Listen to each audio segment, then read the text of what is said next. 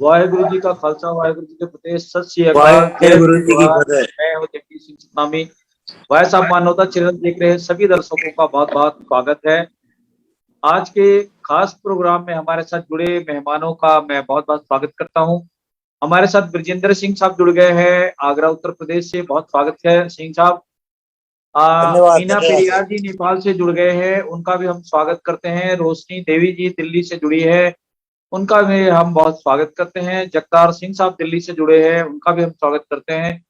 और आज के जो हमारा जो तीसरी एपिसोड है, संविधान की मूल प्रस्तावना और उसके प्रेम्बल के संदर्भ में, जो पिछली बार हम लोगों ने लोकतांत्रिक गणराज्य के संदर्भ में चर्चा किया था, आज हम सामाजिक आर्थिक न्याय व्यवस्था पर उसकी तीसरी कड़ी के रूप में हम चर्चा करने वाले हैं। और हम बारी बारी से आज 45 मिनट तक सभी हमारे खास मेहमानों से और बुद्धिजीवियों से बात करेंगे, विस्तार से चर्चा करेंगे, क्योंकि हमारा ये जो चैनल है, जो संविधान की के बिंदु से को जागरूक करना ये एक प्रयास है।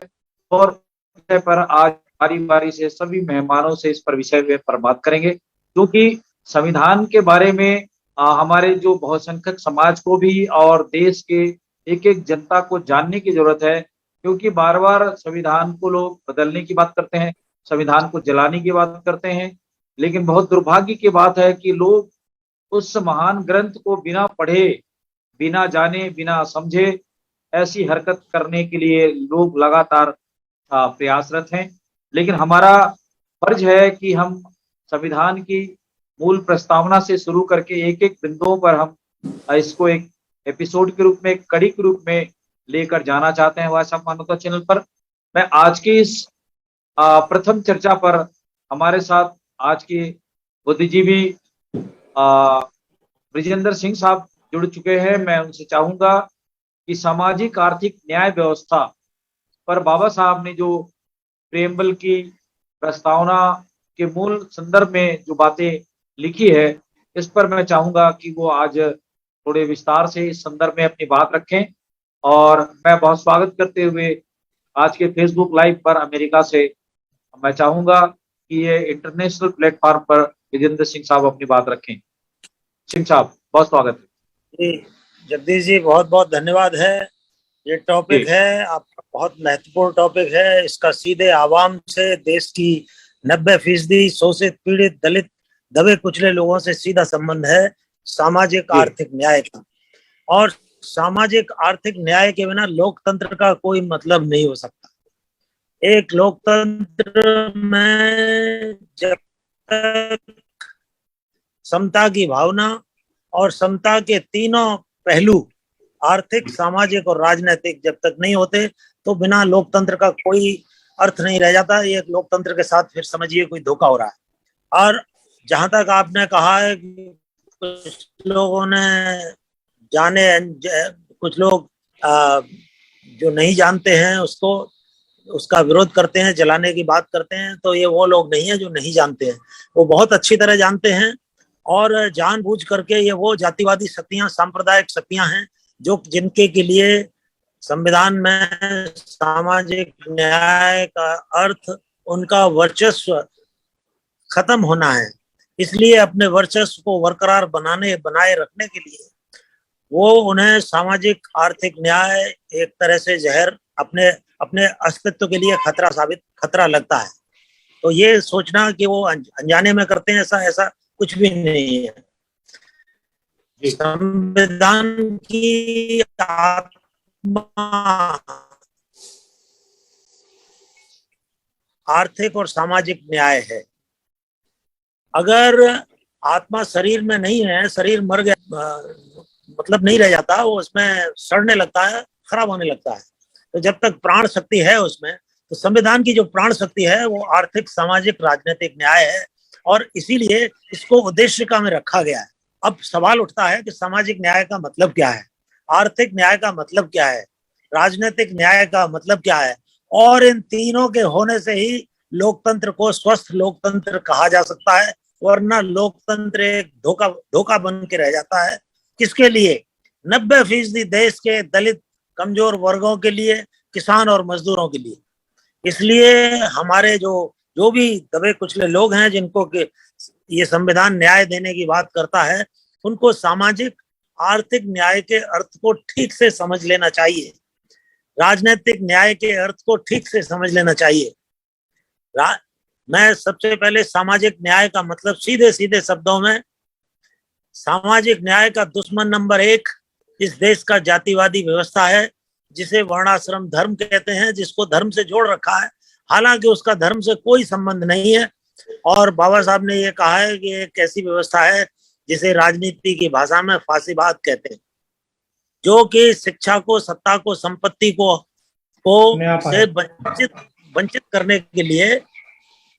करने के लिए इन लोगों ने उसको धर्म का नाम दे दिया है। और ऐसा नहीं है कि बाबा साहब ने कहा, कबीर भी यही कहते हैं, कहें कबीर अधर्म को धर्म बतावे वेद। तो ये वैदिक धर्म है, ये जिसके नाम से ये जातिवाद को जस्टिफाई किया जाता है। सीधे शब्दों में जो बाबा साहब अम्बेडकर ने एनाइलेशन ऑफ कास्ट, यानी जातिवाद का विनाश, जब तक जातिवाद का विनाश नहीं होता, सामाजिक न्याय की कल्पना कोरी एक ख्वाब है, एक हकीकत नहीं हो सकती। इसलिए वो लोग जो जातिवाद फैलाते हैं, उसको उन्होंने धर्म से जोड़ दिया है, हिंदू मुसलमान से जोड़ दिया है, वही लोग हैं जो सांप्रदायिकता फैलाते हैं। तो ये लोगों को ठीक से समझ लेना चाहिए कि जब हम लोग भागीदारी की बात करते हैं, तो भागीदारी जातिवाद के रहते हुए, इस वर्ण व्यवस्था के रहते हुए भागीदारी की कल्पना एक धोखा है अपने आप में। तो देश के संसाधनों में कम से कम बुनियादी बात शिक्षा है। अगर लोग शिक्षित नहीं होते तो इनके अर्थों को भी ठीक से नहीं समझते। तो सामाजिक न्याय का मतलब सीधे सीधे शब्दों में, जिसे आप ब्राह्मणवाद कहते हैं, जातिवाद कहते हैं, जिसे धर्म के नाम से जोड़ दिया है, तो उसको हिंदू धर्म भी का नाम भी एक सम्मानजनक तरीके से दे दिया गया है। तो ये सामाजिक न्याय के अंदर आता है। अब आता है आर्थिक न्याय। जैसा कि बाबा साहब ने कहा है कि गरीबों के, मजदूरों के 2 दुश्मन हैं, एक जातिवाद, दूसरा पूंजीवाद, एक ब्राह्मणवाद, दूसरा पूंजीवाद। तो समता के ये दुश्मन हैं, आर्थिक विषमताएं, आर्थिक शोषण और पूंजीवाद के रहते हुए, निजी संपत्ति के रहते हुए आप आज देख रहे हैं कि तमाम तरह के कानून बने हुए हैं, लेकिन उन कानूनों को लोग जेब में डाल करके घूमते हैं। वो लोग जो हजारों करोड़ की बैंकों की संपत्ति को लूट रहे हैं, लूट करके विदेशों में ले जा रहे हैं, और ये संभव नहीं है कि वो सत्ताधारी वर्ग से जुड़े बिना इस तरह के बैंकों की लूट करें। तो ये जो निजीकरण भी जिसे कहते हैं आजकल, आप एलपीजी भी जिसे कहते हैं, लिबरलाइजेशन, बड़े सम्मानजनक सब नाम दे रखे हैं, लिबरलाइजेशन, प्राइवेटाइजेशन को बैकडोर से या किसी सम्मानजनक तरीके से लाने के लिए है। लेकिन भारत का संविधान जब आर्थिक न्याय की बात करता है, तो सीधे सीधे शब्दों में वो समाजवाद की बात करता है, और समाजवाद का सीधा संबंध एक वैज्ञानिक समाजवाद से है। समाजवाद का मतलब वो जो गांधीवादी समाजवाद से उसका अर्थ नहीं हो सकता, क्योंकि गांधी जी जब कहते हैं कि मैं सनातनी हिंदू हूं और वर्ण व्यवस्था सनातन धर्म है, तो ये वर्ण व्यवस्था ने ही आपको, हमारे देश के आवाम को, हमारे देश के गरीब जनता को, शोषित पीड़ित लोगों को, जिन्हें आप शेड्यूल कास्ट कहते हैं, शेड्यूल ट्राइब कहते हैं, ओबीसी कहते हैं, माइनॉरिटीज की ज्यादातर लोगों को, उनको शिक्षा, सत्ता और संपत्ति, तीनों चीजों से वंचित किया है। तो संपत्ति से वंचित करके एक मुट्ठी भर लोगों के हाथ में जब अर्थव्यवस्था चली जाती है, तो आर्थिक न्याय का कोई मतलब नहीं रहता। और जब आर्थिक न्याय नहीं है, तो लोकतंत्र एक फ्रॉड बन करके रह जाता है, एक धोखा बन के रह जाता है। जैसा कि आज अब देश 75वीं आजादी की वर्षगांठ मनाने जा रहा है, लेकिन आप देख रहे हैं गरीब से गरीब बदतर हालत में होता जा रहा है, और कुछ पूंजीपति पूरी व्यवस्था को अपनी मुट्ठी में किए हुए हैं, प्रचार तंत्र को अपनी मुट्ठी में किए हुए हैं, शिक्षा को अपनी मुट्ठी में किए हुए हैं। और कम से कम वो शिक्षा जो संविधान में लिखा हुआ है कि वो एक 14 साल के बच्चे को फ्री एजुकेशन मिलेगी, वो एक तमाशा बन के रह गया है। तो जब तक ये बुनियादी जरूरतें, रोटी, कपड़ा, मकान, शिक्षा, चिकित्सा, समाजवाद ये कहता है कि ये बुनियादी जरूरतें हैं, और किसी भी व्यवस्था में, चाहे आप पूंजीवाद लाएं, चाहे कुछ और भी व्यवस्था लाएं, इन बुनियादी हकों से मनुष्यों को, मानव जाति को वंचित नहीं किया जा सकता आज के। और लोकतंत्र में तो इसकी कोई भी इजाजत नहीं दी जा सकती। अगर ये बुनियादी हकों से उनको वंचित किया जाएगा लोगों को, तो उनके व्यक्तित्व का विकास नहीं हो सकता। और जब व्यक्तित्व का विकास नहीं होगा, शिक्षा से वंचित किया जाएगा, लोगों को करके रखा जाएगा, तो एक झूठा बवंडर खड़ा किया जाता है, झूठे बादल खड़े किए जाते हैं जिसमें ज्ञान का सूर्य छुप जाता है। लेकिन आप ये जानिए कि जब तक लोकतंत्र है, ये बादल छाए हुए हैं, ये बादल छटेंगे। अब तीसरी बात, हम आते हैं राजनीतिक न्याय पर। राजनीतिक न्याय भी लोकतंत्र का एक महत्वपूर्ण अंग है। राजनीतिक न्याय नहीं है तो उसका दूसरा मतलब सीधा फांसीवाद है। फांसीवाद में लोकतंत्र का दुश्मन है फांसीवाद। सामाजिक न्याय में एक व्यक्ति को एक वोट का अधिकार है, लेकिन उसके साथ साथ उसको आर्थिक सामाजिक स्थिति भी इसकी होनी चाहिए। आज डंके की चोट पर लोग वोटों को खरीदते हैं। लोकतंत्र एक मजाक बन करके रह गया है।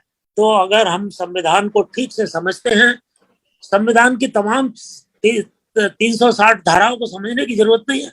संविधान की इस प्रियम्बल को, इस उद्देश्य का को, जिसमें लिखा है क्लियर कि हर आदमी को, हर नागरिक को, इस देश के हर किसान को, मजदूर के बच्चों को justice, social, economic and political, ये तीनों न्याय की तीनों एस्पेक्ट, तीनों पहलू उसको उपलब्ध कराए जाएंगे। और अगर ये हमारा संविधान इन तीनों को उपलब्ध कराने में समर्थ नहीं है, तो इसमें जनता की जागृति की जानी चाहिए। जनता को बताया जाना चाहिए कि वो लोग जो संविधान को जलाने की बात करते हैं, जो संविधान को नष्ट करने की बात करते हैं, वो लोकतंत्र के दुश्मन हैं, वो सामाजिक न्याय के दुश्मन हैं, आर्थिक न्याय के दुश्मन हैं, राजनीतिक न्याय के दुश्मन हैं। और अगर संविधान को बचाना है, सच्चे मायने में देश को, में लोकतंत्र को लाना है, तो इन तीनों शब्दों के अर्थ को देश के आवाम को, देश के दलित, मजदूरों, किसानों, दबे कुचले लोगों को समझाना होगा, और उनके अंदर वो जागृति पैदा करनी होगी कि वो अपने हकों को बचाएं। आप अच्छी तरह जानते हैं कि जो व्यक्ति गुलामी को स्वीकार करने को तैयार नहीं है, दुनिया की तो कोई ताकत उसको गुलाम नहीं बना सकती। आज ये जो प्रचार तंत्र के माध्यम से ये लोग लोगों ने धर्म के नाम पर धार्मिक गुलामी को इम्पोज किया हुआ है। जैसा कि हम बार बार कहते हैं कि जिसे आप जातिवाद कहते हैं, वो एक धार्मिक गुलामी है। और वो धार्मिक गुलामी नहीं है, धर्म के नाम पर आवाम को, उन गुलामों को अछूत भी घोषित करना, ये दुनिया के किसी भाग में नहीं है। तो इन चीजों को समझाया जाना चाहिए अगर संविधान को बचाना है। और ये बहुत महत्वपूर्ण टॉपिक है। इसको विस्तार से, मुझे उम्मीद है कि आप लोग जो इसको अटेंड कर रहे हैं, मैं अपनी राय देंगे। बहुत बहुत धन्यवाद। मैं समझता हूँ कि मैंने जो सामाजिक, आर्थिक, राजनीतिक न्याय का अर्थ जो मैं समझता हूँ, उस रूप से मैंने आपके सामने रख दिया है। धन्यवाद। बहुत शुक्रिया विजेंद्र सिंह साहब, हमारे साथ आप बने रहे। हम आज की इस महत्वपूर्ण चर्चा पर बारी बारी से सभी बुद्धिजीवियों से बात रखने की कोशिश करेंगे और सभी की प्रतिक्रिया भी लेने की कोशिश करेंगे। हमारे साथ एक एडवोकेट है, मैं एडवोकेट के पास इसलिए भी जाना चाहूंगा, वो नागपुर से जुड़ी हुई है, ऋतुजा जी। वो भामसेप से भी जुड़ी हुई है। तो मैं एडवोकेट ऋतुजा जी से चाहूंगा कि वो हमारे साथ स्क्रीन पे है। और अभी जो विजेंद्र सिंह साहब ने जो आज की इस महत्वपूर्ण विषय पर अपनी बात रखी है, तो आप एक अधिवक्ता होने के नाते, एक विधिवेत्ता होने के नाते इस पर अपने विचार व्यक्त करें। ऋतुजा जी, हमें सुन पा रहे हैं? हाँ सर, हाँ सुन पा रही हूँ। आप सुन पा रहे हैं? जी जी, आपकी आवाज आ रही है, आप स्क्रीन पे आ जाएं। हाँ, नहीं मैं स्क्रीन पे नहीं आ सकती सर, मैं ट्रैवलिंग में हूँ, इसलिए नहीं आ सकती। हाँ, कोई बात नहीं। हाँ सर जी, आपने मुझे मौका दिया इस विषय में बात करने का, उसके लिए आपके टीम का मैं धन्यवाद करना चाहूंगी। मैं एडवोकेट ऋतुजा पलस पगार, हाईकोर्ट नागपुर से हूँ, और अभी फिलहाल बॉम्बे बॉम्बे हाई कोर्ट में शिफ्ट हो गई हूँ सिंस 2 ईयर। हाँ, तो अभी मैं देख रही हूँ अपना जो समाज है, समाज में संविधान के प्रति सबसे पहले तो जागरूकता नहीं है सर। जी और जागरूकता न होने के कारण हमारे संवैधानिक जो धाराएं हैं उससे कॉमन पीपल रहे या फिर कोई एजुकेटेड फैमिली भी रहे, they are not aware about of that. और उससे जी ये हो रहा है, उसका ही जो मिसयूज है, मिसयूज ये मनुवादी लोग जो है ये ले रहे हैं। और उसके वजह से इनको हमारे जो संविधानिक हमारे अधिकारों का हनन ये लोग कर रहे हैं। हम देखते आ रहे हैं, अभी 15 अगस्त को हमारा स्वतंत्रता दिवस हम सारा ये भारतवर्ष सेलिब्रेट करने जा रहा है, लेकिन ये बहुत बड़े दुख और खेद की बात है कि हमारे संविधान पर ही हमारी जो अभी सेंट्रल गवर्नमेंट की जो भी सरकार बैठी हुई है वो असंवैधानिक तौर पे सारी अटैक कर रही है, हैम्परिंग एंड टेम्परिंग कर रही है। हम देख रहे हैं सारी चीजों का। बाबा साहब ने भी कहा था कि बाबा साहब ने प्राइवेटाइजेशन के बारे में बोला था कि आप ग्लोबलाइजेशन करो, ग्लोबलाइजेशन नहीं, प्राइवेटाइजेशन के बारे में बोला था कि प्राइवेटाइजेशन नहीं होना चाहिए, सारी चीजों का राष्ट्रीयकरण होना चाहिए। तो राष्ट्रीयकरण की और हमारी जो सरकार है, हम देख रहे हैं वो एक भी संविधान की धारा जो है वो सिर्फ पेपर पे बनी हुई है, और उसका इम्प्लीमेंट जो करने वाली ये जो सरकार है वो हमारे संविधान को हैम्परिंग एंड टेम्परिंग कर रही है। और उसको कहीं ना कहीं मोदी मोदी सरकार अपॉइंट होने से पहले भी उनकी मंशा थी कि 2024 में भारत जो है हिंदू राष्ट्र उनको घोषित करना था। तो उसी ओर ये लोग सक्सेस हो रहे हैं और आगे आगे चल रहे हैं। तो इसको संवैधानिक तौर पे अगर हम देखते हैं तो सारी चीजों में हमारी जो कम्युनिटी एंड हमारा जो सिस्टम से लड़ने की हमारी ताकत है सर, वो कहीं ना कहीं कम पड़ रही है। और इसका बहुत मैं खेद व्यक्त करती हूँ। मुझे भी बहुत विचार आता है कि हम ठीक है, हमारी जनरेशन ठीक है, लेकिन आने वाली जनरेशन को they are not aware about any constitutional provision, they are not knowing about the constitution and their constitutional right. अधिकारों के बारे में उनमें अवेयरनेस ही नहीं है। तो ऐसी परिस्थिति में जो है हम जो कानून की हम जो जानकार जो लोग हैं, जिन्हें कानून पता है, जिन्हें संविधान पता है, तो संविधान के प्रति जागृति सोसाइटी में करना चाहिए। और उसके लिए जैसे आपने अभी बहुत अच्छा किया सर, काफी स्टेट से यहाँ पे डेलीगेट्स जुड़े हुए हैं और आप मीडिया का अच्छी तरीके से यूज कर रहे हैं। तो ऑनलाइन ऐसी मीटिंग्स होनी चाहिए और लोगों में जो है उतना अवेयरनेस क्रिएट करने के लिए बहुत जरूरी है। एंड जो हमारे असंवैधानिक तौर पे जो हमारा सरकार काम कर रही है, तो इसमें जितने भी हमारे राष्ट्रीय संगठन आज काम कर रहे हैं सोसाइटी में, तो मैं सबसे अपील करती हूँ और सबसे रिक्वेस्ट भी करती हूँ कि सब लोग एक प्लेटफॉर्म पे आए और यूनिटी क्या होती है और संवैधानिक अधिकार क्या होते हैं इस सरकार को और इस सोसाइटी को भी वो दिखाए और प्रूव करे। बाबा साहब का जो सपना था, पॉलिटिक्स के बारे में बाबा साहब ने बोला था to create a common will against amongst the society. तो वो कॉमन विल हमारे सोसाइटी में आज भी हम क्रिएट नहीं कर पा रहे हैं। इतने इंटेलेक्चुअल पर्सन है, इतना मीडिया भी है, मीडिया जो लोकशाही का चौथा पिलर है, वो भी होते हुए हम क्यों इतने, हमारी जो वीकनेस है वो वीकनेस पे हमें वर्कआउट करना जरूरी है।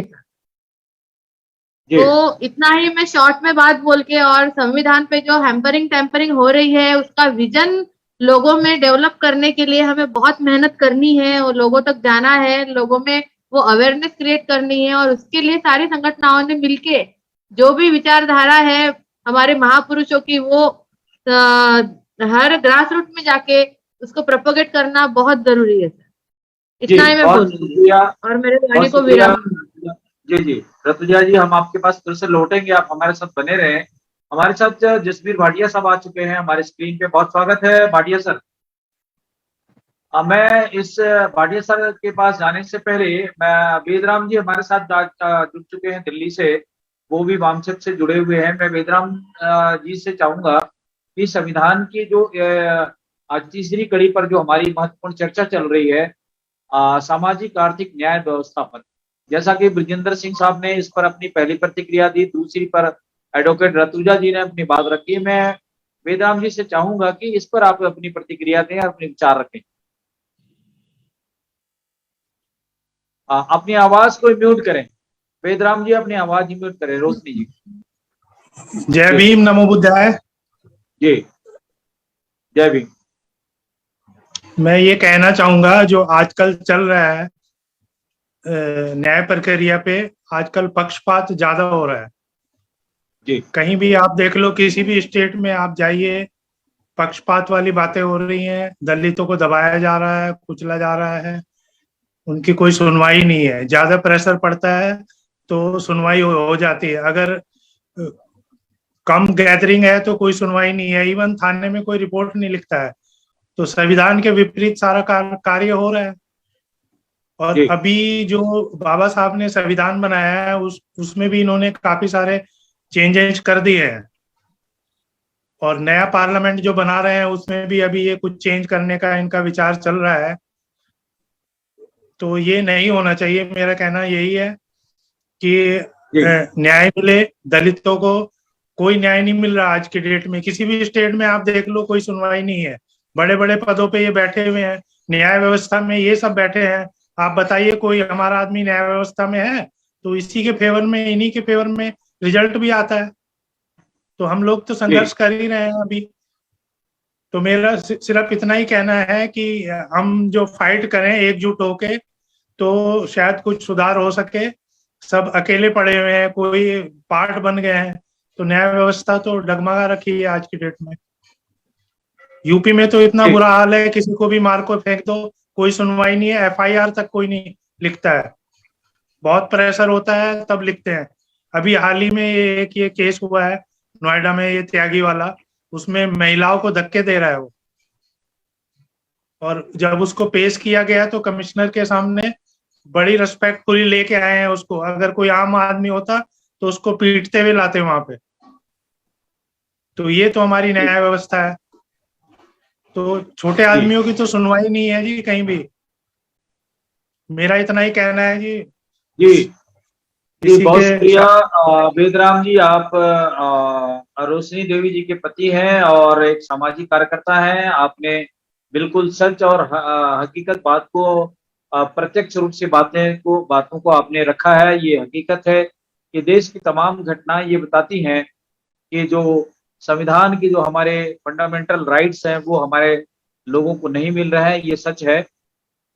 मैं आज की इस परिचर्चा को आगे बढ़ाते हुए जसबीर भाटिया साहब के पास जाना चाहूंगा। जसबीर भाटिया साहब, चूंकि आप हमारे लगातार प्रोग्राम में जुड़ करके हमें मोटिवेशन करते रहते हैं और इस प्रोग्राम के माध्यम से, जैसे कि अभी 3 हमारे मेहमानों ने अपनी बातें जो रखी हैं, उस परिप्रेक्ष्य में जो कानून और न्याय हित की जो बात है, चाहे देश के किसी भी कोने में हो, सच्चाई ईमानदारी के साथ में जो संविधान का परिपालन होना चाहिए, ये नहीं हो रहा है। और इसके पीछे जो कारण है सभी को मालूम है, पूरे भारत के देशवासियों को मालूम है।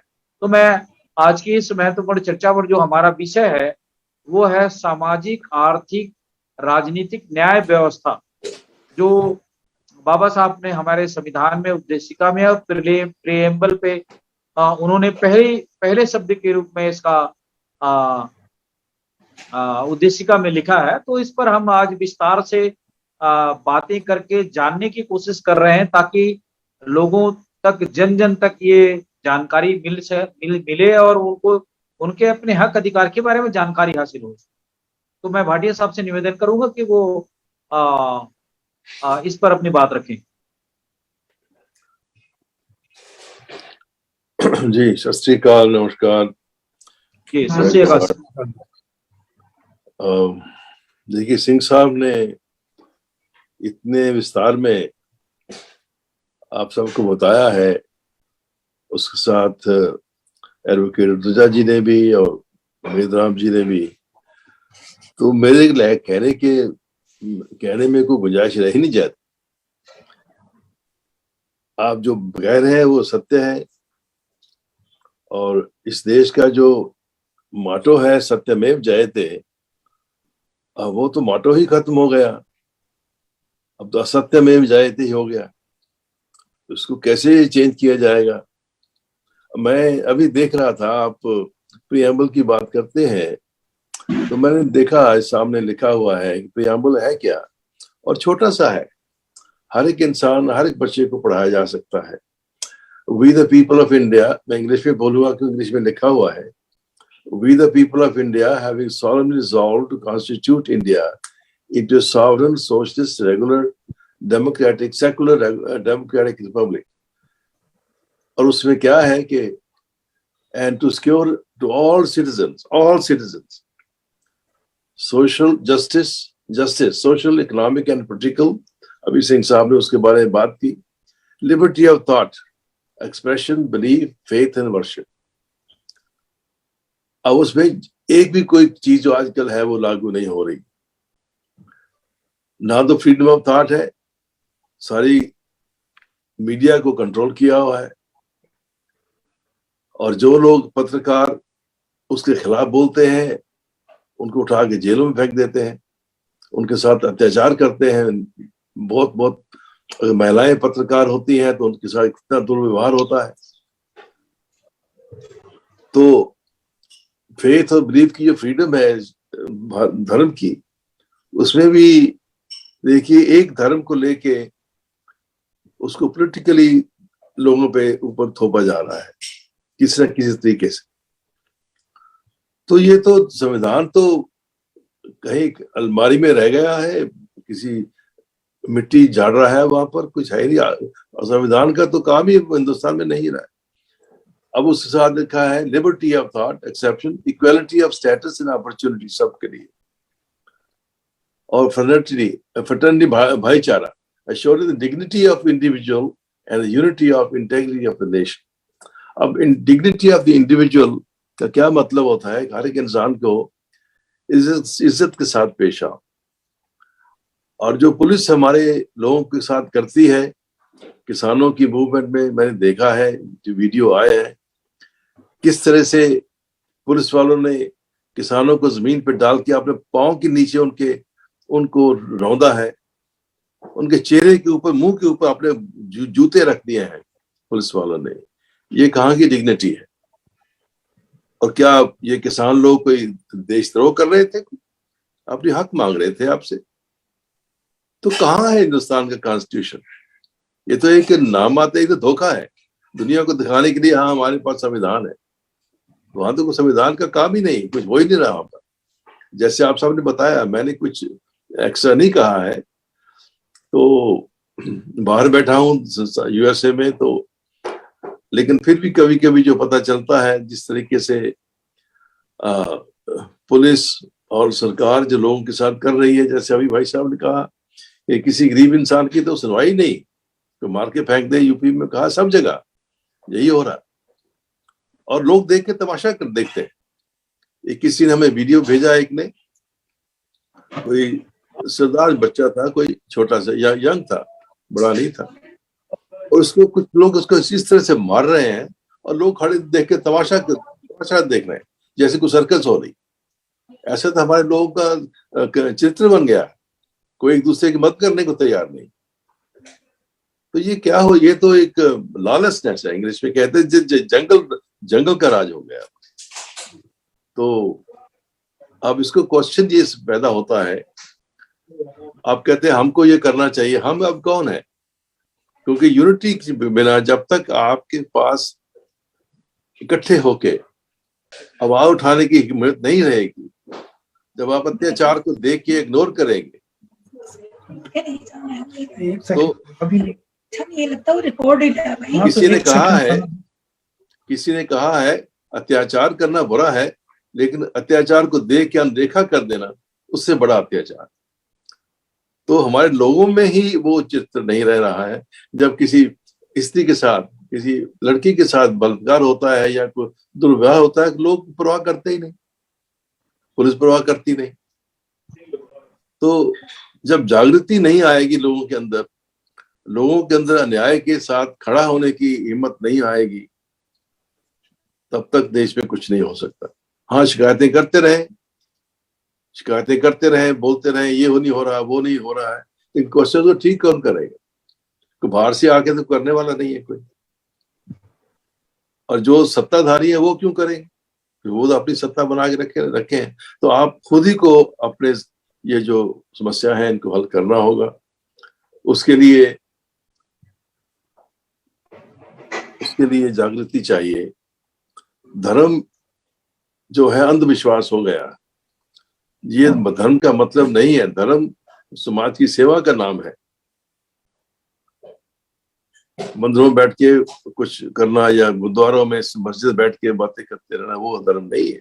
समाज की सेवा है। जो उस परमात्मा ने ये सृष्टि बनाई है, उस सृष्टि की सेवा करना, उसका ये असली धर्म है। तो मानसिक गुलामी तभी होगी जब मानसिक जागृति आएगी, तो नॉलेज आएगी। तो ये सब जो है जिम्मेदारी आपके ऊपर पड़ती है। आप किसी और से ये उम्मीद रखेंगे तो ये कुछ होने वाला नहीं। अपने अधिकारों को लाने के लिए आपको खुद हिम्मत करनी पड़ेगी, बलिदान देने पड़ेंगे, तभी ये हो सकता है। देश की आजादी के लिए लोगों ने बलिदान दिए तो आजादी मिली। अब हमें इस गुलामी से आजादी चाहिए जो इस वक्त भारत में हो रही है, अन्याय हो रहा है। इसके लिए भी बलिदान चाहिए। तो वो आप ही करेंगे। आप सबको मिलकर करना होगा, जागृति लानी होगी। बस इतना ही कहूंगा। धन्यवाद जी, बहुत शुक्रिया जसबीर भाटिया साहब। आपने मूल बातों को एक सारांश के रूप में कह दी है और सारी महत्वपूर्ण चर्चा का एक ही अगर निकलता है, अर्थ निकलता है, तो लोगों को जन जागृति के माध्यम से इकट्ठे होने की जरूरत है और सच और हक की लड़ाई लड़ने की जरूरत है। नहीं तो ये होता रहेगा। और आज के इस परिचर्चा पर मैं रोशनी देवी जी के पास में चाहूंगा कि वो हमारे स्क्रीन पे आए। और चूंकि आप एक लड़ाई लड़ती हैं, दिल्ली में सामाजिक कार्यकर्ता है और विभिन्न सामाजिक घटनाओं को लेकर लगातार सड़कों पे उतर करके आप लड़ाई लड़ती हैं, तो मैं चाहूंगा कि आज की इस जो संविधान की तीसरी कड़ी पर जो हमारे सामाजिक आर्थिक अन्याय व्यवस्था पर जो अन्याय हो रहा है, इस पर आप अपने विचार साझी करें। हालांकि सभी मेहमानों ने मुख्य बातें तो कह दी है, तो मैं आपसे भी चाहूंगा कि आप भी अपनी प्रतिक्रिया इस पर दें। रोशनी जी। जय भीम सर जी। सभी को मानवता चैनल पर जुड़े हुए सभी को मेरा नमस्कार। मैं ये कहना चाहूंगी कि हम कितने दिनों से इस लड़ाई को लड़ रहे हैं कि SC ST OBC, मुझे भी शायद कम से कम 15 साल हो गए इसके पीछे भागते हुए, ये लड़ाइयां लड़ते हुए, धरना प्रदर्शन करते हुए। मगर जो हमारी सरकार बैठी है ना, वो हमें कभी आगे आने ही नहीं देगी। जहां तक मैंने देखा है, जाओ जंतर मंतर पे मेरे जैसा 100 लोगों के साथ प्रदर्शन करके आ जाता है, उनको जाके हम लेटर पकड़ा के आ जाते हैं कि ये है जी हमारी प्रतिक्रिया, इस पर गौर करें। उसके बाद कोई कुछ नहीं सुनता। हमने कितने प्रदर्शन कर लिए। मैंने जिस दिन संविधान जलाया गया था जंतर मंतर पे, उस दिन भी हमने प्रदर्शन किया था। क्या हुआ उन लोगों का? वो आज तक ऐसे घूम रहे हैं आजाद। क्या कर दिया किसी ने? जब तक जातिवाद रहेगा देश में, कुछ नहीं हो सकता। हम दलितों का, OBC का, SC का कुछ नहीं हो सकता। मैंने अभी 2-4 दिन पहले एक न्यूज़पेपर में पढ़ा था कि अब SC भी नहीं बोल सकते हैं। मगर कौन नहीं बोल रहा है SC? कहाँ नहीं बोल रहे SC? जो आप बच्चों से फार्म भरवा के देखिए, तुरंत उसमें एक कॉलम बना होता है, वहां पर लिखा जाएगा SC, हम SC समाज से हैं या OBC से हैं। कहीं पर भी आपकी जाति को नहीं हटाया जा रहा है। सिर्फ ये बोल दिया जा रहा है कि अरे सब एक हैं। मैं ऐसा कुछ नहीं मानती, क्योंकि अभी फिर से मेरा एक OBC का प्रोग्राम है और मैं ये सब कुछ करती रहती हूँ। सिर्फ मंच तक सीमित रहता है, उसके बाद सब लोगों के आंख और कान बंद हो जाते हैं, कोई कुछ करना नहीं चाहता। अगर उसी चीज को, उसी प्रतिक्रिया को लगातार करते रहे, क्या ये करना होता है? हमने थोड़ी देर भाषण दे दिया, 4 लोगों ने सुन लिया, उसके बाद सब अपने अपने घर जाके बैठ गए। ऐसे हमें कोई हक मिलने वाला नहीं है। बिल्कुल SC SC और OBC किसी का भला नहीं होने वाला जब तक जातिवाद है। और जब तक हमारे नाम के पीछे हमारी कास्ट लगी रहेगी, तब तक हमारा कुछ नहीं हो सकता। मैंने पहले भी एक प्रोग्राम में बोला था कि अगर सबके पीछे, चाहे वो पंडित है, क्षत्रिय है, ब्राह्मण है, कोई भी है, सबके पीछे भारतीय लगाओ ना। क्या जरूरत पड़ी सबके पीछे लगाने की कि ये क्षत्रिय है, ये शर्मा जी हैं, ये वर्मा जी हैं, ये सब हटा दीजिए ना, ओनली सिर्फ भारतीय। तो इससे देखो कितना फर्क पड़ता है। एक बार करके तो देखिए। हमारी सरकार अंधी सरकार है, गूंगी बहरी हो गई है, कुछ नहीं देख रही वो हमारे बारे में। सब कुछ उन्होंने बर्बाद कर दिया, कुछ नहीं बचा है गरीब के पास। गरीब की सिर्फ ये कह रहे थे गरीबी हटाई जाएगी, कोई गरीबी नहीं हटेगी, गरीब ही खत्म हो जाएगा एक दिन। वो दौर आ रहा है, गरीब के पास कुछ नहीं है, ना खाने को है, ना रहने को है, झंडा लगाने को है। झंडे का सम्मान मैं भी करती हूँ, मगर आज मैंने देखा कि जो अमूल की दूध की थैली है ना, उसके ऊपर भी झंडा छपा है। बताइए उस झंडे का सम्मान कैसे होगा जो कल को दूध की थैली काट कर वो पॉलिथीन फेंका जाएगा, कहाँ रहेगा झंडा? नालियों में गिरेगा, सड़कों में उड़ेगा। क्या सम्मान करेंगे आप? क्या है हमारी सरकार? मोदी सरकार को सोचना चाहिए कि कम से कम थैलियों पे तो चित्र ना बनाए, झंडे का चित्र। झंडा हमारा सम्मानित है, झंडे के बराबर कुछ भी नहीं है देश में। तो मैं तो यही कहना चाहूंगी कि जब तक हमारी अंधी बहरी सरकार बैठी रहेगी, हमारा SC का, ST का, OBC का कोई भला नहीं हो सकता। जी बहुत शुक्रिया रोशनी जी, आपने बहुत अच्छी बात और कड़वी बातें कह दी है, और इस बात को हमारे बहुसंख्यक समाज के लोगों को जानने और समझने की जरूरत है, और जान और समझ भी रहे हैं, ऐसी बात नहीं कि नहीं समझ रहे हैं। शुक्रिया हमारे साथ जुड़ने के लिए और हमारे इस प्रोग्राम में अपने विचार रखने के लिए। आप हमारे साथ बने रहे हैं। मैं ब्रजेंद्र सिंह जी के पास में जाने से पहले, हमारे साथ अधिवक्ता है ऋतुजा जी, वो ट्रेवलिंग में है, हालांकि वो कार में कहीं जा रही हैं, तो मुझे लगता है हमारी आवाज सुन रही हैं। ऋतुजा जी, अभी जो सारी बातें निचोड़ के रूप में आ रही है बातों के दौरान या डिस्कस के दौरान, डिबेट के दौरान, सभी की बातों को आपने अभी तक सुना है, तो मैं चाहूंगा कि इस पर कोई ठोस प्रतिक्रिया के रूप में ऐसे हालात में हम सबको क्या कुछ करना चाहिए और कैसे हम इस पर विचार करें, ताकि हमारे जो बहुत सारे जो बहुसंख्यक समाज के लोग हैं, जिसे हम मूल निवासी बहुजन समाज कहते हैं, जो आज भी गांव और ग्रामीण क्षेत्र में रहते हैं, और कम लोगों तक बाबा साहब की इस विचारधारा की जानकारी है, और ऐसे हालात में हम संविधान को कैसे बचाएं और उसकी सुरक्षा कैसे करें और हम एक कैसे हों। ऋतुजा जी, हमें सुन पा रहे हैं तो अपनी बात रखिए। हाँ सर, हाँ सुन रही हूँ। देखिए, इसमें जो है संविधान का विषय ऐसा नहीं है कि संवैधानिक विषय को टैकल करने के लिए ना हमें संवैधानिक वे से ही सारी चीजें करनी पड़ेगी। हम धरना प्रदर्शन अगर इस स्टेज पे करेंगे तो कैसा होएगा, इसमें उसके साइड इफेक्ट जो है, जितने भी हमारे इंटेलेक्चुअल क्लास है उनको सहना पड़ेगा। तो मेरा इसमें कॉन्स्टिट्यूशनल वे से मैं ये बोलना चाहूंगी कि हम जानते हैं कि कितने सालों से जो जुडिशियल कमीशन का बिल है वो अभी भी पेंडिंग है पार्लियामेंट में, और हम ये भी जानते हैं कि हमारी जो न्यायिक व्यवस्था पे मैं फोकस करूंगी, हमारी जो न्यायिक व्यवस्था अभी जो चल रही है, तो न्यायिक व्यवस्था का हम देखते हैं कि ये जो अपर जुडिशियरी है, I am talking about High Court and Supreme Court judiciary and जजेस, तो they are appointed by collegium system, right. तो ये कोलिजियम सिस्टम है ना, इसको हमें कहीं ना कहीं करना चाहिए, इसको तोड़ना चाहिए, क्योंकि ये कोलिजियम सिस्टम से हो ये रहा है कि ये जो अंकल जजेस है उनकी ही जनरेशन टू जनरेशन वही लोग वहां पे बैठ रहे हैं, और वो जो है वो हमारा रिप्रेजेंटेशन वहां पे नहीं कर पा रहे। रिप्रेजेंटेशन तो है ही, एंड न्याय भी नहीं दे पा रहे हैं। What is the meaning of justice? Judgement और जस्टिस में काफी जमीन आसमान का फर्क है। तो they are only delivering judgement to our society, they are not giving justice to us. तो इस बारे में मैं ये बोलना चाहूंगी कि ये जो अंकल जजेस का जो हमारे सिस्टम में, हमारे समाज में और हमारे संविधान में जो बोला है, हम देखते हैं कि जो लोअर जुडिशियरी की जितनी भी न्यायिक व्यवस्था है तो वो अच्छे से चल रही है sir.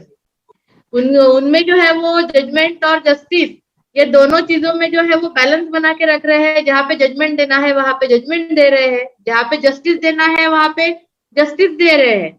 But I am talking about supreme court and high court judiciary. तो ये लोग जो है, ये लोग, हमारा ये जो सिस्टम है, वहां पे जो डिजर्विंग जजेस है उनको वहां पे वो वहां तक पहुंचने ही नहीं देते हैं। हम अगर देखा बैक हिस्ट्री में अगर हम देखें तो जस्टिस दिनाकरन, उनका जो मैटर था, उनको सिर्फ उनके जमीन के मामले के ऊपर से उनकी अपॉइंटमेंट होने वाली थी सुप्रीम कोर्ट के जुडिशियरी में।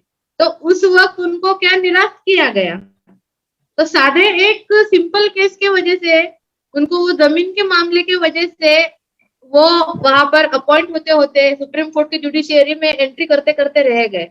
तो ये लोग इस प्रकार का जो है मैनिपुलेशन कर रहे हैं सारी चीजों में। तो ये अंकल जजेस जो है, ये अंकल जजेस को वहां से हटाना चाहिए सर। और उसके लिए जो है वकीलों को आगे आना बहुत जरूरी है, क्योंकि ये जो बातें हैं संवैधानिक तौर पे और कॉन्स्टिट्यूशनल वे से, तो वकीलों के संगठन को और कॉन्स्टिट्यूशनल वे में स्ट्रेंथ होने की जरूरत है सर। और ये जो अंकल जजेस का जो पैटर्न है इसको ही तोड़ना चाहिए। क्यों ये उनके ही जो है राष्ट्रपति भी उनका ही अपॉइंटमेंट करने वाले जो chief justice of supreme court है वो भी उनके ही। तो वो किसको प्रेफरेंस देंगे सर? वो मुझे आपके जैसे जो है, जो ग्रास रूट से आके जो सही में सोसाइटी को जस्टिस दे सकते हैं, जो डिजर्विंग है, उनको वो क्यों वहां पे चुन के देंगे सर? क्यों उनका रिकमेंडेशन देंगे? नहीं देंगे। वो उनके ही लोगों को वहां पे बिठाएंगे। तो इस वजह से यूं हो रहा है कि कॉन्स्टिट्यूशनल प्रोविजंस का जो एप्लीकेशन है सोसाइटी में वो नहीं हो रहा है। और इसलिए हमारे जो मौलिक अधिकार है, हमारे फंडामेंटल राइट्स है, they are infringing our fundamental rights. किसी ना किसी तौर पे देखिए, रिजर्वेशन का मुद्दा आता है, वुमेन रिजर्वेशन का मुद्दा आता है, या फिर किसानों के बिल का मुद्दा आता है। हर वक्त ये क्या कर रहे हैं? और अभी तो हमारे preamble is the heart of the constitution. Preamble को हार्ट बोलते हैं। उसमें कितना कितना यानी जब भारत का संविधान बना, संविधान 26 नवंबर 1950 को, उस वक्त से तो अब तक प्रियम्बल में जो है सबसे कम एक बार कितने सारे उसमें साइटेशंस आए, कितने सारे अमेंडमेंट्स हुई है। और आखिरी अमेंडमेंट में ये बोला है कि it is the heart of the constitution and it is what is the preamble? It is a key, it is an key to open the mind of the reader. तो प्रियम्बल जो है, preamble के साथ आप छेड़छाड़ नहीं कर सकते, कॉन्स्टिट्यूशनल प्रोविजन ये बोलती है। लेकिन ये लोग क्या कर रहे हैं, उसमें भी सेक्युलरिज्म वर्ड को भी उसके साथ छेड़छाड़ करके ये सारी चीजें करने जा रहे हैं। तो सोचिए, सेक्युलरिज्म वर्ड जो हमारे प्रियम्बल में है, उस पर अगर ये लोग हैम्परिंग टेम्परिंग करने का सारी ये लोग प्लानिंग कर रहे हैं, तो बाकी हमारे फंडामेंटल राइट्स तक तो वो आसानी से पहुंच जाएंगे। तो इसमें मैं ये चाहती हूँ कि पूरे भारतवर्ष से जितने भी वकील हैं जो संविधान को समझते हैं और संविधान का आदर करते हैं और सही में संवैधानिक तौर पे काम करना चाहते हैं, तो उन्होंने एकत्रित आके इस बारे में हम लोगों ने एक सिंपोजियम रख के डिसाइड करना चाहिए। क्योंकि वकीलों में वो ताकत है कि जुडिशियरी को हम हिला सकते हैं। तो वकीलों ने आगे आना चाहिए सर। हाँ जी, बहुत शुक्रिया ऋतुजा जी, आपने महत्वपूर्ण बातें कही है। मुझे लगता है कि भारत के अंदर में लाखों बहुजन समाज के विचारधारा को समझने वाले अधिवक्ता हैं और इस बात को जानते समझते हैं। उनको आगे आने की जरूरत है। हम आने वाले समय में देश भर के तमाम जो बहुजन अधिवक्ता है, विधिवेत्ता है, ऐसे लोगों को हम बुला करके इस पर एक डिबेट करने की कोशिश करेंगे और चर्चा भी करेंगे। बहुत शुक्रिया, हमारे साथ बने रहें।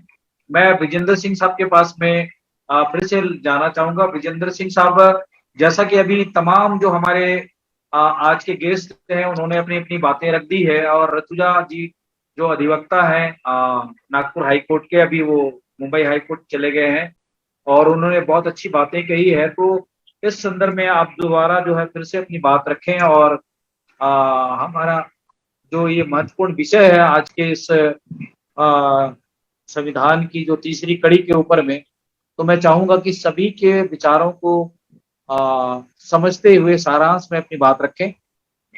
हम कैसे भारत के ऐसे जो बहुजन समाज के जो जागरूक लोग हैं, जिनके कंधे पर बाबा साहब के संविधान को बचाने की और उनके इस प्रेमबल को बचाने की जो विचारधारा और सोच रख रहे हैं, वो कैसे एकजुट हो और लड़ाई लड़ सके।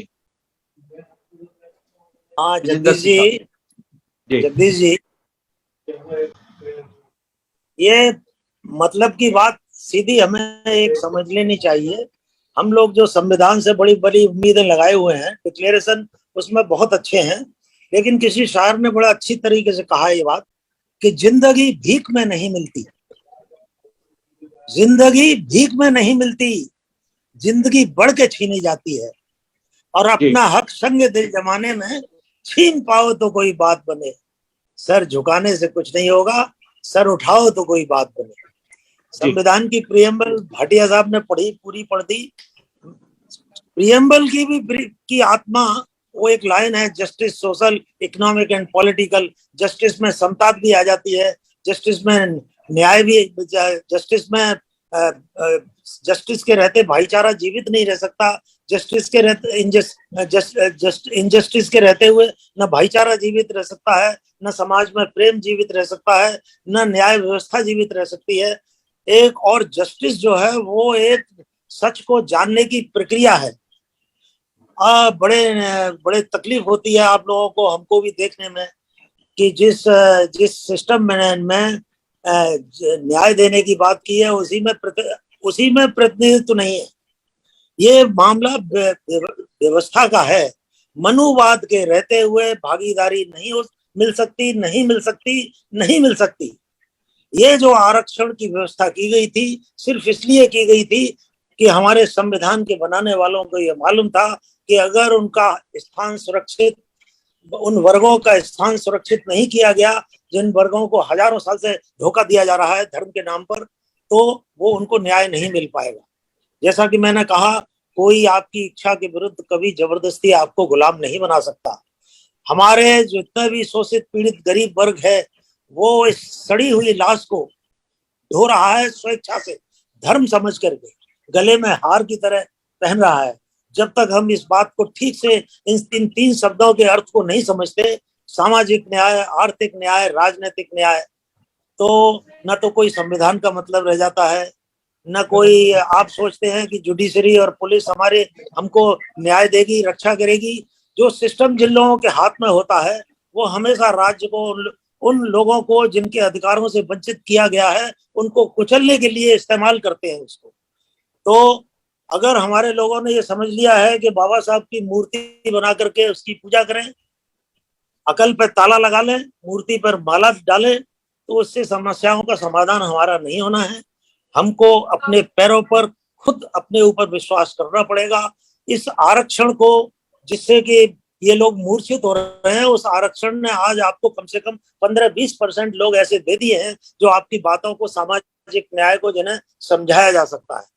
अगर आप 100 आदमियों पर 2 आदमी की भी कैडर तैयार नहीं करते, प्रशिक्षित कार्यकर्ता नहीं कर सकते, तो क्या ये आपका जुडिशियल सिस्टम आपको आकर के न्याय देगा?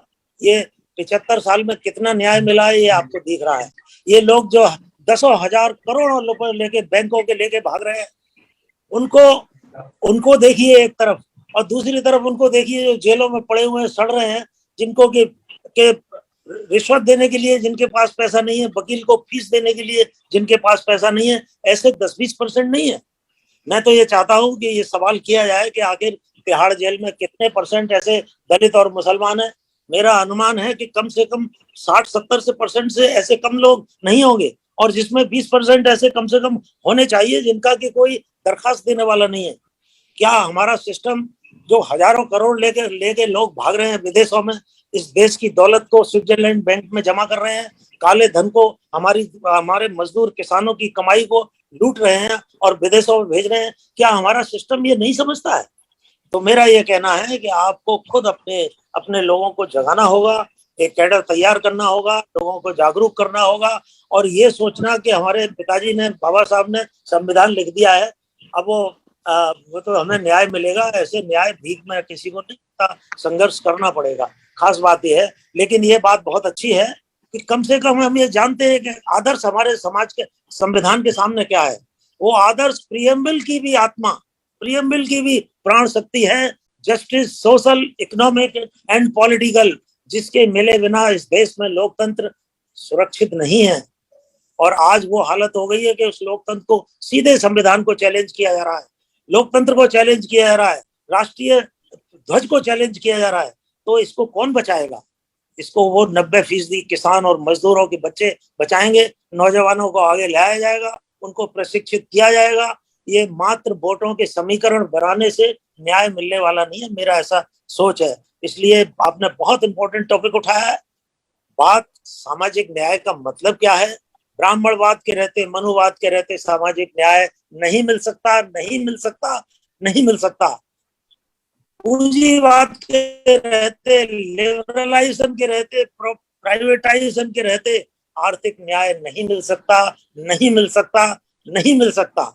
और ये जो पूंजीवाद है सर, आपकी प्रेम्बल कहती है कि समाजवादी गणतंत्र, क्या इसी को समाजवादी गणतंत्र कहते हैं कि एक तरफ करोड़ों करोड़ लोग भूखे मर रहे हैं, उनको हम जो आरक्षण की व्यवस्था हमने की थी उसको देना तो दूर रहा, उसको इनडायरेक्ट तरीके से प्राइवेटाइज करके खत्म किया जा रहा है। तो ऐसा जो लोग ये उम्मीद लगाए हुए हैं कि संविधान हमारे दरवाजे पर आकर के घर पर न्याय देगा, हम सिर्फ बाबा साहब की मूर्ति पर माला चढ़ाते रहे और अपनी अकल पर ताला लगा करके पूजा पाठ करते रहे। मेरा तो सोचना यह है कि अगर अभी बाबा साहब के मूर्ति बना करके मंदिर बना दिए जाएं तो उन मंदिरों पर भी इनको कोई ऐतराज नहीं होगा। बाबा साहब के से ऐतराज जब होता है संविधान के सामाजिक न्याय वगैरह से, संविधान को जब जलाते हैं, जबकि लोग ये समझने लगते हैं कि न्याय का सही अर्थ क्या है। तो आप 90% हैं, काशीराम जी कहते थे हम 85% हैं, मैं कहता था आप 95% हैं। काशीराम जी आप गलत कह रहे हैं, लेकिन आप भीड़ हैं, आप फौज नहीं है। फौज का मुकाबला फौज से किया जाता है। जब तक आप कैडर तैयार नहीं करते, प्रशिक्षित कार्यकर्ता तैयार नहीं करते, ये सपना देखना छोड़ दीजिए कि संविधान में लिखा हुआ है तो आपके बच्चों को न्याय मिल जाएगा। जो कुछ मिला है वो भी छीनने की तैयारी हो रही है। तो इसलिए मैं ज्यादा नहीं कहना चाहता, मैं थोड़ा सा भावुक हो जाता हूँ इस हालत को देख करके, लेकिन मेरे ख्याल से मैं कोई झूठ बात को नहीं कह रहा, जो सच्चाई है उसको आपके सामने रख रहा हूँ। धन्यवाद। बहुत शुक्रिया। मेघराज जी हमारे साथ आ चुके हैं। मेघराज जी से भी चाहूंगा कि वो भी आज के इस परिचर्चा पर संक्षिप्त विचार रखें। वाहिगुरु जी का खालसा वाहिगुरु फतेह। पहली बात तो सबके सब समझदार बैठे, मैं इनके सामने क्या बोल सकता हूँ। बेजेंद्र सिंह जी है जो मतलब काफी सीनियर हैं और काफी इनके बारे में जानकारी, लेकिन फिर भी सामाजिक न्याय की बात कर रहे हैं। देखो सामाजिक अभी 90% तो बोलते हैं, हम 95% या 85% है, लेकिन 85% 85,000 जगह बैठे हम लोग हैं। हम क्या कर रहे क्या है, हम जो उनका इंतजार कर रहे हैं, जो मतलब जो उनसे न्याय मांग रहे हैं, जो अन्याय करने के हकदार हैं, उनसे मतलब हम मांगने की कोशिश करते हैं जो खुद भिखारी हैं। तो उन लोगों से मांगने की बजाय उनको हम देने लायक बने तो मेरे ख्याल अच्छा रहेगा। ये राय सत्ता जब तक हमारे हाथ में नहीं आएगी तब तक सामाजिक न्याय नहीं होगा बिल्कुल भी। ये तो वीरेंद्र सिंह ने बोला अभी, तो राय सत्ता में जब इनको ये भिखारी लोग हमें भिखारी बनाना चाहते हैं, तो भिखारी का कटोरा उनके हाथ में आएगा तब उनको पता लगेगा। तो कटोरा हाथ में अभी हाथ में उनके है, लेकिन सामाजिक न्याय का मतलब यह है कि राय सत्ता और सब कुछ आपके हाथ में तभी हो सकता है। Thank you. जी बहुत शुक्रिया मेघराज जी, आपने इस पर आज के इस विषय पर अपनी प्रतिक्रिया दी है, बहुत शुक्रिया। मैं आज की इस परिचर्चा पर बहुत सारी बातें छन के आ चुकी है, विस्तार से भी बातें हो चुकी है। मैं संक्षिप्त में आज की इस महत्वपूर्ण चर्चा पर सभी लोगों से मैं एक कम शब्दों में हम इस संविधान की जो बातें, जो सामाजिक आर्थिक न्याय व्यवस्था पर जो बहुत सारे बातें हो चुकी है, इस पर मैं कम शब्दों में सभी की राय थोड़ी थोड़ी मैं फिर से लेना चाहूंगा और इसके बाद आज की महत्वपूर्ण चर्चा को हम समाप्त करेंगे। रोशनी जी, चूंकि आपको मालूम है कि ये व्यवस्था, ये न्याय हम किसी से उम्मीद करना हमारे लिए बहुत मुश्किल है, क्योंकि हम सबको एक होकर के अपनी लड़ाई खुद की लड़नी पड़ेगी, तभी हम कुछ कर सकते हैं। क्योंकि इसके बिना हमारा कोई और विकल्प नहीं है। तो मैं संक्षिप्त में आप दोनों से मैं चाहूंगा कि कम शब्दों में अपनी बात रखें आज की इस चर्चा पर। जी, देखिए मैंने तो अपना ये शुरू कर रखा है, क्योंकि छीन के लेंगे कोई देने वाला नहीं है। संविधान जी। खत्म नहीं होने देंगे, लड़ाई जारी है, पीठ पीछे नहीं सामने वार है। बिल्कुल हम अपने हक के जी। लिए तो पे उतरे हुए हैं, संविधान को बिल्कुल टच नहीं करने देंगे। जी, शुक्रिया, बहुत शुक्रिया सरोजनी जी, आपने अच्छी बातें कह दी है। वेदराम जी और कुछ कहना चाहेंगे लास्ट में? मैंने संविधान के बारे में यही कहना है कि हमें एकजुट होने की जरूरत है और संगठित रहेंगे तो कामयाब होंगे। बस इसी के साथ मैं अपनी बात को विराम देता हूँ। जी, बहुत शुक्रिया। ऋतुजा जी, आप लास्ट कमेंट के रूप में अपनी बात रखें आज की इस सारगर्भित चर्चा पर। ऋतुजा जी, अपनी आवाज को म्यूट करें। हाँ सर जी, हेलो। हाँ जी, आपकी अरे ये आवाज आ रही है, आवाज आ बोले। रही।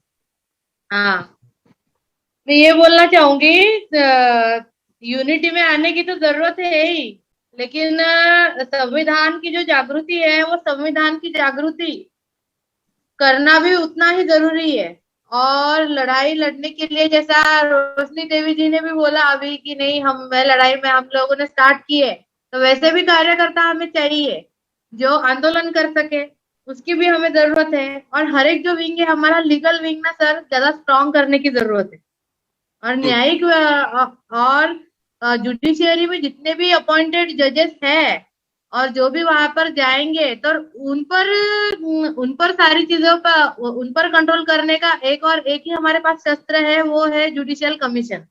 तो जुडिशियल कमीशन का बिल दोनों हाउसेस में पास होने के लिए, और वो जुडिशियल कमीशन बिल सही में लागू होने के लिए, और हमारी भ्रष्ट न्याय व्यवस्था को सुधारने के लिए ये कमीशन आना बहुत जरूरी है। तो उस पे भी हम थोड़ा ध्यान दें और उस पर कुछ चर्चा करके, और कुछ इंटेलेक्चुअल लोगों से कंसल्ट करके इस पर कुछ डिसीजन लेना चाहिए और उस हिसाब से वर्कआउट करना चाहिए।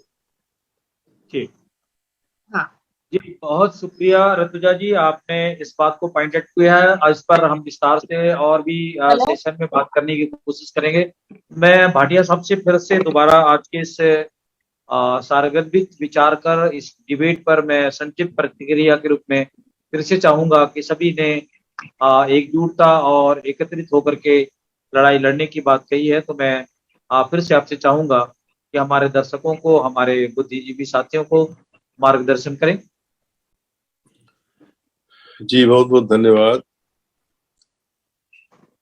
अभी सिंह साहब ने कहा कि फूल माला चढ़ाने की बात करी मूर्तियों के ऊपर। दरअसल भारत के अंदर जो धार्मिक प्रथा है ना, वो एक पूजावादी प्रथा है। जो चीज है उसकी पूजा कर दो, उसकी मूर्ति बना दो, उसके आगे थाली लेके वो चढ़ा दो, कुछ कर दो, प्रसाद दे दो, कुछ कर दो। सभी धर्मों की बात करता हूँ। ये माइंड की हमारी गुलामी है। हम हर वक्त यही कहते हैं, ये बाबा साहब ने हमें संविधान दिया, बाबा साहब ने हमें संविधान दिया। ये संविधान हर एक इंसान का अपना संविधान है, उनको अपनाइए आप उसको। जो भी इंसान पैदा होता है उसकी ये बेसिक जो इच्छा क्या होती है कि मैं शांति से रह सकूं, अपने क्षमता के हिसाब से मैं काम कर सकूं और आजादी से रहूं और मेरे साथ कोई अन्याय न करे। ये बिल्कुल हर इंसान की बेसिक नीड्स है, जिसके लिए कोई कॉन्स्टिट्यूशन लिखने की जरूरत नहीं है। ये इंसान का अपना बेसिक कॉन्स्टिट्यूशन है। तो चलो बाबा साहब ने लिख के दे दिया देश के लिए, वो एक कागजी कार्रवाई है, वो कानूनी कार्रवाई है। लेकिन आप इस मूल भावना को समझें कि हर एक इंसान का ये धर्म है, उसकी ये नीड है कि वो शांति से रह सके, उसके साथ कोई बुरा बर्ताव न करे, उसको न्याय मिले।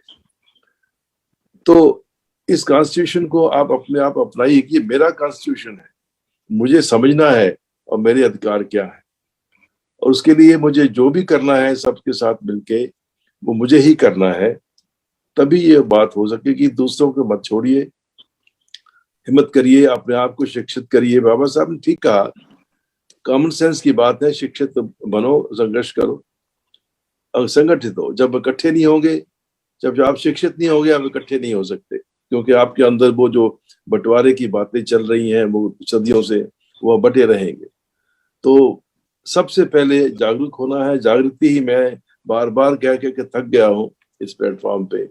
जब तक आप जागरूक नहीं होंगे तब तक आप अपने अधिकारों को पा नहीं सकते।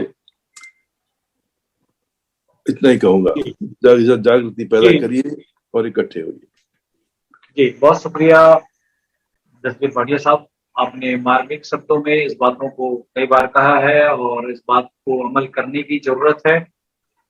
मैं लास्ट कमेंट के रूप में आज के हमारे विशेष वक्ता ब्रिजेंद्र सिंह साहब से चाहूंगा कि लास्ट कमेंट है, उसके बाद मैं बात प्रोग्राम समाप्त करूंगा। ब्रिजेंद्र सिंह साहब। साहब कोई नई चीज नहीं कहनी है। जो बात इस बात पे जोर दिया है, भाटिया साहब ने भी बताया है कि हम लोग जब तक संगठित नहीं होते, एक नहीं होते, यूनिटी की जरूरत है। ये बात, सवाल ये है कि इस जातिवाद के रहते हुए, मनुवाद के रहते हुए यूनिटी हो तो कैसे हो। इस देश के मजदूर किसान मजदूर अकेले मजदूर वर्ग 3,300 जातियों में बटा हुआ है, जैसा मंडल कमीशन कहता है। ओबीसी 3,700 जातियों में बटा हुआ है। उनकी रोटी बेटी के संबंध धर्म के नाम पर खत्म कर दिए गए। उन्होंने उस गुलामी को अपने सिर पर स्वेच्छा से ढो रहे हैं। और इसलिए मैं कहता हूं कि देखिए, एक फौलादी संगठन के बिना एकता नहीं आ सकती। एक कार्यकर्ताओं की फौज बनाए बिना एकता नहीं आ सकती। तो मात्र उपदेश से काम नहीं चलेगा कि एकता आ जाए। एकता कैसे आए? एकता एक फौलादी संगठन से आएगी। एकता एक कम से कम 100 आदमियों पर 2% समझाने वाले लोग, यानी कि जिसे कैडर कहते हैं, कार्यकर्ता कहते हैं, प्रशिक्षित करके तैयार किए जाएंगे, तब आएगी। वरना मीडिया, एजुकेशन, हर फील्ड पर उन लोगों का कब्जा है। जुडिशियल से लेकर प्रशासन, शासन, हर चीज पर उन्होंने इसी संविधान के नाम पर ही कब्जा कर रखा है। आखिर किस तरह से ये दो चीजों पर महत्व आप समझ लीजिए। पहली बात, यूनिटी के लिए जातिवाद के रहते यूनिटी नहीं आ सकती, और जाति इच्छा के खिलाफ हमको गुलाम नहीं बना सकता। आज दूसरी बात कि हमको कैडर काम के लिए सीरियसली सोच नहीं आ सकती, और एकता के बिना हमें न्याय नहीं मिल सकता। धन्यवाद सर। जी, बहुत शुक्रिया।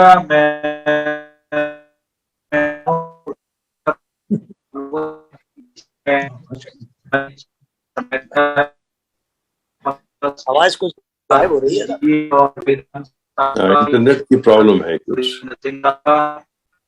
जी का और जो हमारे साथ, मैं सभी मेहमानों का आज के इस महत्वपूर्ण सभा पर शामिल होने के लिए करता हूँ, धन्यवाद करता हूँ। आने वाले समय में हम खास मुद्दे को लेकर फिर से आपके सामने हाजिर होंगे। तब तक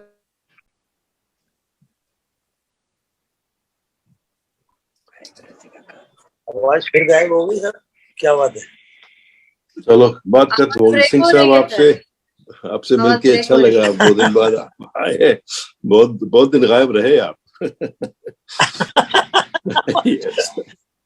I'm glad you're back. Good to see you. All right, bye. नमस्कार सब। चलिए सर, सबको जय भीम। जय भीम। जय भीम। हाँ सर जी, जय भीम सर। जय भीम। जय भीम। मैं दोनों हाथ इसलिए नहीं जोड़ सकता कि हाथ से फोन पकड़ा हुआ हूँ।